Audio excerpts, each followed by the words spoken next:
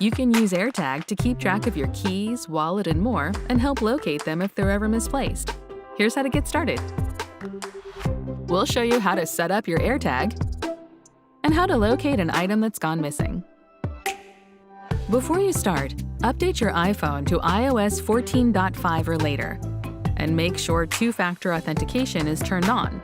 Find My and Bluetooth also need to be turned on, and your iPhone must be connected to the internet using Wi-Fi or your cellular data. If you have more than one AirTag, you should set them up one at a time. First, let's set up your AirTag with your iPhone and choose which item you'd like to keep track of.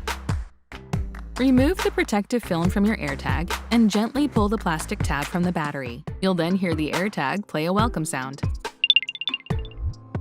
Now bring your AirTag and your iPhone next to each other, and a prompt will appear on your iPhone to guide you through the setup process. Follow the on-screen steps to finish setting it up, and then secure the AirTag to your item.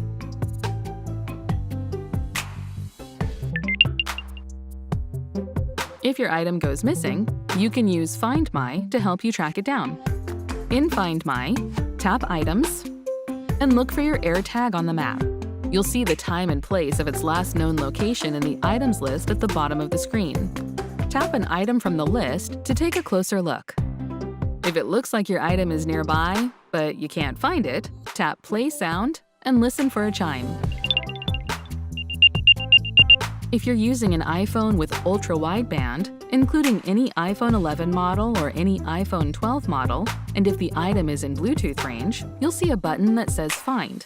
Otherwise, the button will say Directions and will open maps to lead you to the last known location of your item. Tap Find to get help finding your item's precise location. Then, move your iPhone around your space a bit.